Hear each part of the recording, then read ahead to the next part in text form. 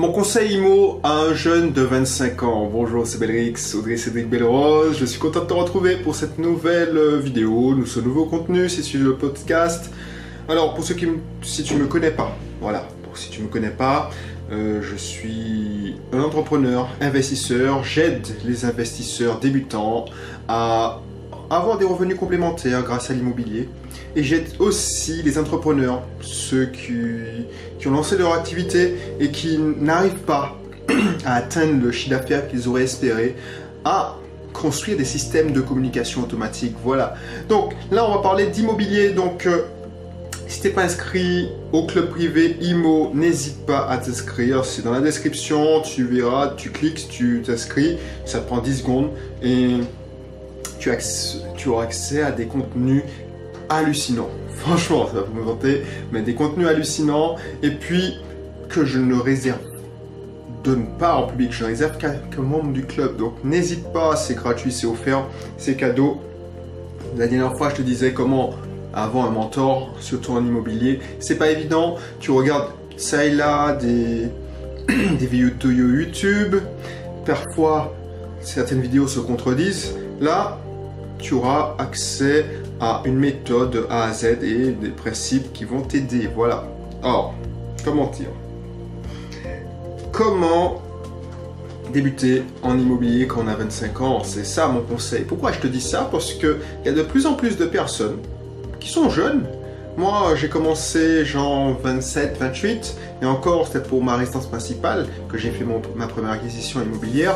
Là, je trouve des investisseurs qui s'y prennent vraiment de plus en plus tôt, et ça me fait plaisir.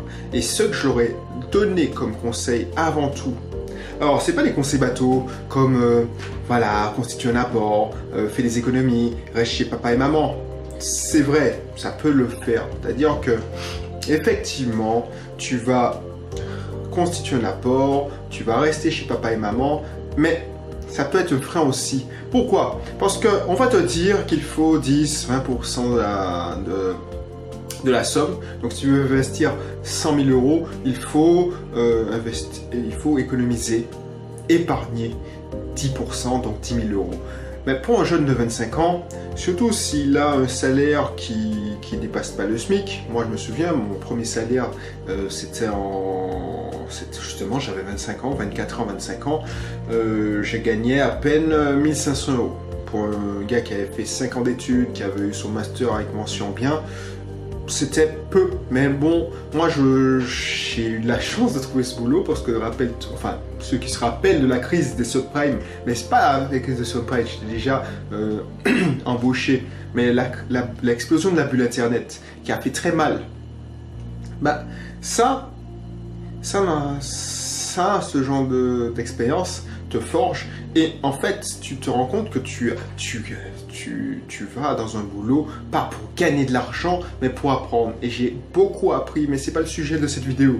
Moi, si j'avais le pouvoir de remonter le temps et d'aller dire à Audrey Cédric de l'époque qu'est-ce qu'on sait s'il veut investir en immobilier, je te rappelle qu'à cette époque là, franchement, je m'en foutais complètement de l'immobilier. Je percevais mes premiers salaires. Mes premiers salaires, c'était pourquoi? Faire des économies. Alors, je sais pas pourquoi, mais j'ai été toujours une fourmi. Ça, c'est une transmission maternelle, c'est-à-dire que ma mère, elle a fait toujours des économies. Elle nous a acheté une tirelire. Avec mes premiers salaires, je faisais des économies, je me faisais plaisir, et puis, je profitais. C'est tout.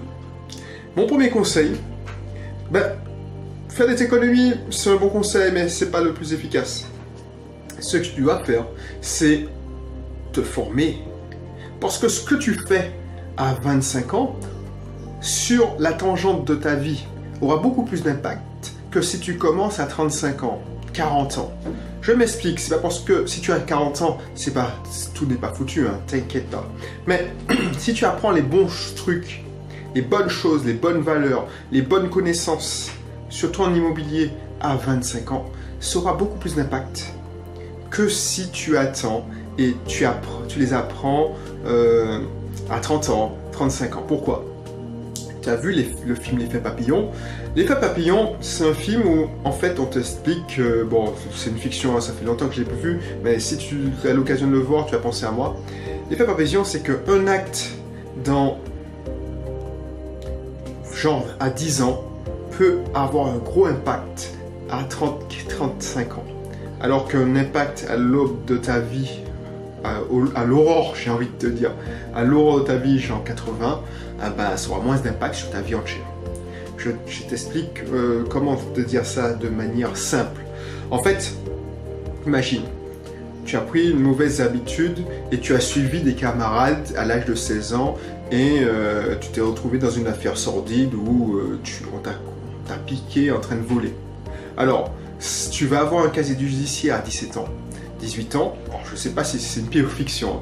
Et ce casier judiciaire, tu vas peut-être, alors je ne sais pas moi, ça va te poursuivre toute ta vie. Alors que si tu avais déjà construit ta vie à 40 ans et tu avais fait une connerie, ce serait moins grave. Bon, je ne sais pas si c'est convaincant, mais en gros, ce qu'il faut retenir, c'est que si tu apprends les bonnes choses tout de suite, c'est-à-dire moi, si j'avais appris, au lieu d'épargner comme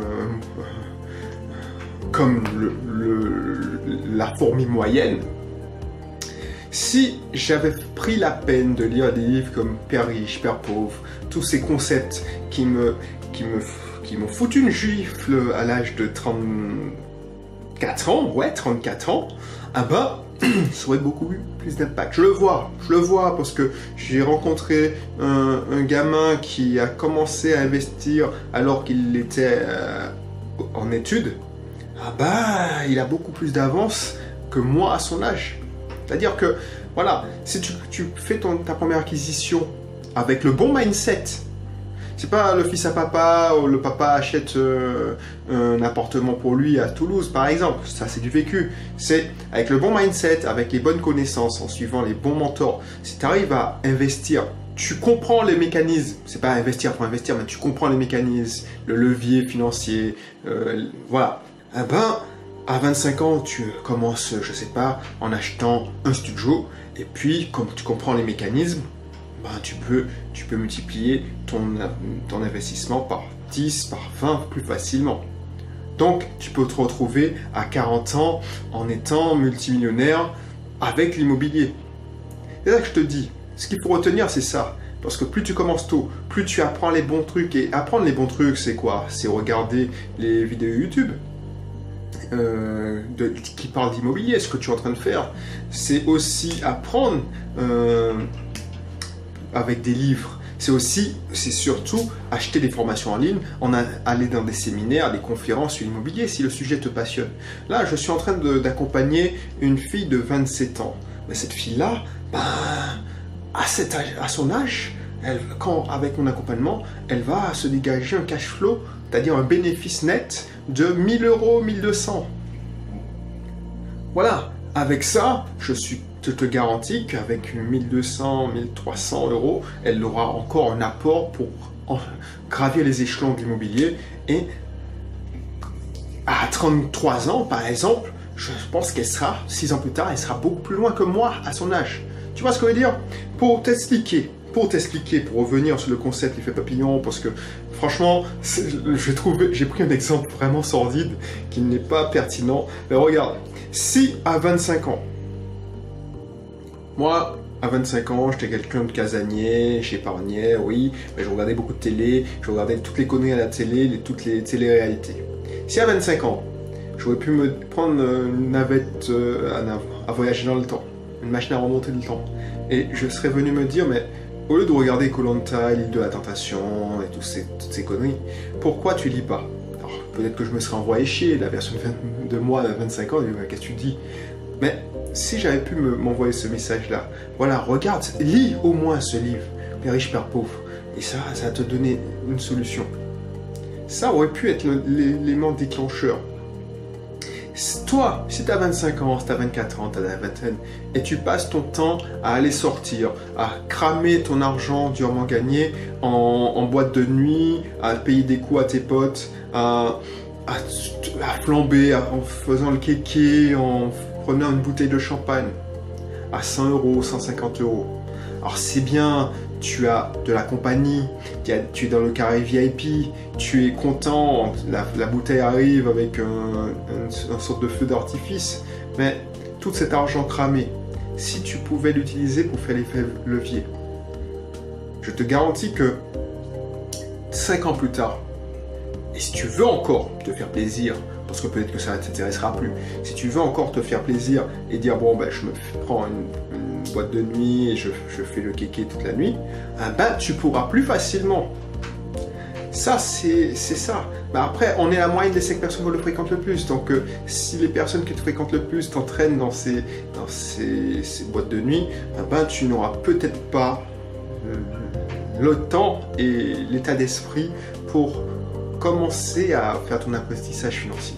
Voilà, donc je ne vais pas m'épiloguer plus sur ce concept, mais c'est ça mon conseil hein, quand je te donne, si tu as 25 ans, moi j'aurais aimé l'avoir ce conseil, c'est-à-dire que voilà, Père riche, Père pauvre, ça se le lit en 3 jours. Ces 3 jours-là, un investissement de 3 jours, ça peut changer considérablement ta vie. Mais je prends comme exemple Père riche, Père pauvre, mais si tu fais l'effort de prendre un accompagnement, de trouver des mentors, ben, tu verras, de fil en aiguille, tu vas devenir passionné et tu vas comprendre. Tu vois, alors je vais arrêter la vidéo, mais c'est un exemple qui me vient en tête. Tu vois, les mecs comme Bill Gates, les gars comme Steve Jobs, ben, ils n'ont pas commencé à 25 ans, ils ont commencé beaucoup plus tôt. Steve Jobs, il a commencé à 18 ans, 17 ans, 19 ans. 20 ans, j'écoutais sa biographie, voilà. Bill Gates, à 17 ans, il était fanatique, il a quitté il a pas fini ses études, c'est un surdoué, donc il a monté Microsoft à 22, 21 ans, et c'est des mecs qui sont devenus millionnaires, parce que c'est des gars obsessionnels, ils sont excessifs, ils ne traînaient pas dans les boîtes de nuit. Le seul caprice de Bill Gates, par exemple, c'était de collectionner les Porsche. Et il pouvait se permettre. Voilà, c'est pour ça. Épargner, c'est bien, mais apprendre, c'est mieux. Voilà, voilà. Donc, je te laisse sur cette réflexion. Et puis, dis-moi si tu n'es pas encore le cas, si ce n'est pas encore le cas, ben, abonne-toi. Et puis surtout, inscris-toi dans mon cursus IMO, surtout si tu as 25 ans, parce que le potentiel est immense. Donc voilà, c'est offert, tu t'inscris, et puis voilà, on va faire un bout de chemin ensemble si tu le désires. Allez, je te laisse.